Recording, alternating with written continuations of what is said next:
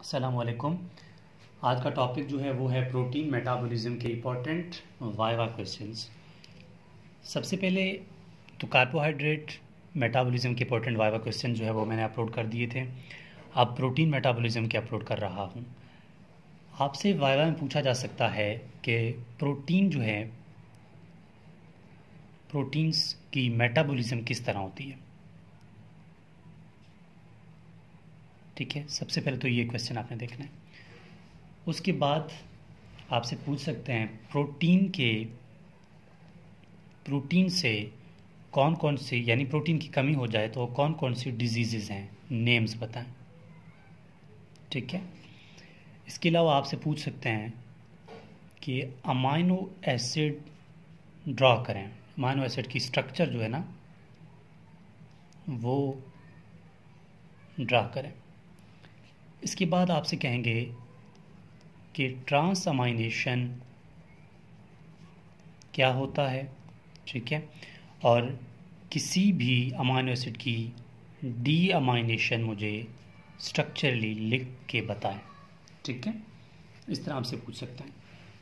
फिर आपसे पूछ सकते हैं कि अमाइनो एसिड पूल क्या होता है। ठीक है, अमाइनो एसिड पूल क्या होता है ये आपसे पूछ सकते हैं। इसके अलावा आपसे ये पूछा जा सकता है कि मुझे बता दें साइलेंट फीचर्स, यानी कुछ फीचर्स मुझे बता दें किसके, ट्रांसअमाइनेशन के। Features of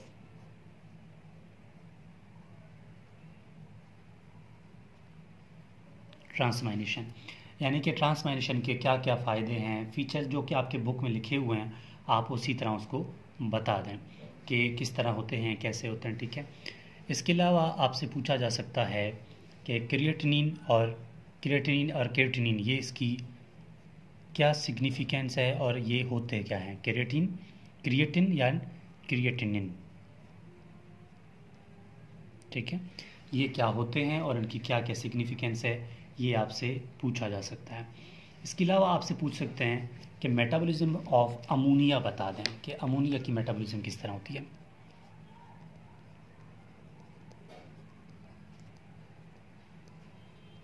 ammonia metabolism. इसके अलावा आपसे क्वेश्चन कर सकते हैं कि ट्रांसपोर्ट ऑफ अमोनिया, ये भी कर सकते हैं। ठीक है, ट्रांसपोर्ट ऑफ अमोनिया।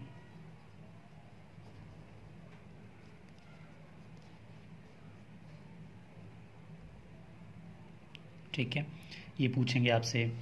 इसके अलावा फंक्शन ऑफ अमोनिया भी कहीं कहीं पूछ लेते हैं। ठीक है, आपसे पूछेंगे यूरिया साइकिल के डिजीजेस।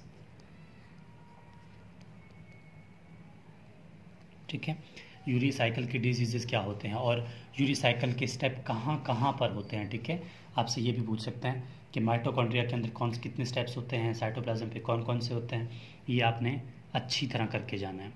और मेटाबॉलिज्म के बाद आपसे क्लिनिकल, यानी कि ब्लड यूरिया लेवल जो है ना, ब्लड में कितना होता है, ये भी आपने देख के जाना है। फिर जो है ग्लाइसिन के मेटाबॉलिज्म, ग्लाइसिन मेटाबॉलिज्म, ये आपने सही तरह करना है। ठीक है, आपसे पूछा जा सकता है डिग्रेडेशन ऑफ, मतलब ये वगैरह आपसे पूछ सकता है। केराटिनिन भी आपको बता दिया कि उनमें क्या मतलब वैल्यू क्या है उनकी, और ग्लूटाथायोन क्या होता है। ठीक है, ग्लूटाथायोन के बारे में आपसे क्वेश्चन करेंगे। और मेटाबॉलिज्म ऑफ फिनाइल एलानिन, इंतहाई इंपॉर्टेंट। फिनाइल एलानिन ज़रूर पूछेंगे कि फिनाइल एलानिन जो है वो क्या होता है, कैसे इनकी मेटाबॉलिज्म होती है और इससे क्या क्या बनता है। मेटाबॉलिज्म ऑफ ग्लाइसिन के अंदर आपको पूछा जाएगा कि भाई मुझे बताएं ग्लाइसिन यूरिया क्या होता है। ठीक है, ग्लाइसिन यूरिया क्या होता है ये आपने सही तरह करके जाना है। मतलब आपसे ये पूछा जा सकता है कि मुझे बताएं कि कोई भी एक एंजाइम बताएगा आपको कि ये किस साइकिल में जो है वो इन्वॉल्व है, आपको ये काम मतलब लाजमी करना है। आपसे पूछा जा सकता है कि डोपामिन एंड पार्किंसन में किस डिजीज़ में डोपामिन, ठीक है, डोपामिन एंड पार्किंसन ये किस में होते हैं, इनकी क्या क्या रोल है, ये क्या क्या होते हैं। ठीक है, इनको आपने अच्छी तरह जो है वो करके जाना है। फिर आपसे पूछा जा सकता है कि मुझे बता दें फिनाइल कीटोन यूरिया, ठीक है। इसको मैं यहाँ पर कर रहा हूँ, phenyl ketone urea. Phenyl ketone urea क्या होता है आपसे ये पूछा जा सकता है। और आपसे ये पूछा जा सकता है एल कैप्टोन यूरिया क्या होता है, ठीक है। एल कैप्टोन यूरिया क्या होता है, फिनाइल कीटोन यूरिया, एल कैप्टोन यूरिया। ट्रिप्टोफैन क्या होता है, ट्रिप्टोफैन में क्या क्या बनता है, ट्रिप्टोफैन, ठीक है।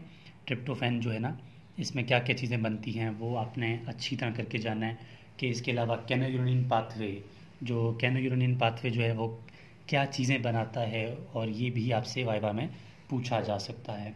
और मेन इंपॉर्टेंट क्वेश्चन वाइवा में आपसे पूछा जा सकता है कि भाई मुझे सेरोटोनिन पाथवे बताओ, ठीक है। सेरोटिनॉन पाथवे, इसको आपने लाजमी करना है। और इसके फंक्शंस अच्छी तरह देखने हैं कि इसके अंदर फंक्शन जो है वो कौन से होते हैं। इसके अंदर आप मेलाटोनिन भी शामिल कर लें। आपसे मेलाटिनॉन के बारे में पूछा जा सकता है कि क्या होता है, ये भी आपको आना चाहिए। इसके अलावा जो main branch chain amino acids हैं, ठीक है, ब्रांच चेन अमाइनो एसिड क्या होते हैं, ठीक है। ब्रांच चेन अमाइनो एसिड ये पूछेंगे। फिर पूछेंगे कि मैपल सिरप डिजीज़ क्या होता है, मैपल सिरप डिजीज़, ये आपने अच्छी तरह करके जाना है। मैपल सिरप डिजीज़ ये मोस्टली मतलब हर टीचर पूछता है, मैपल सिरप डिजीज़ जो है वो क्या होता है। ये थे। और मैं और याद करूँगी ये, इसके अलावा कोई ख़ास इंपॉर्टेंट क्वेश्चन नहीं आएगा। मे बी एक आधा क्वेश्चन मुझे भूल रहा हो। और स्टिफ एक क्वेश्चन अक्सर पूछते हैं कि स्टिफ पर्सन सिंड्रोम क्या होता है, ठीक है, मे भी कोई पूछ ले, ठीक है। Stiff person syndrome, stiff person syndrome, इसको अच्छी तरह करके जाना है आपने। एक काम और अच्छी तरह करना है आपको, अमाइनो एसिड के अंदर branch chain amino acid, glucogenic, ketogenic और both glucogenic ketogenic amino acid के नाम आने चाहिए। ये मैं लिख नहीं पा रहा, जगह कम है, आपने लाजमी करके जाना है।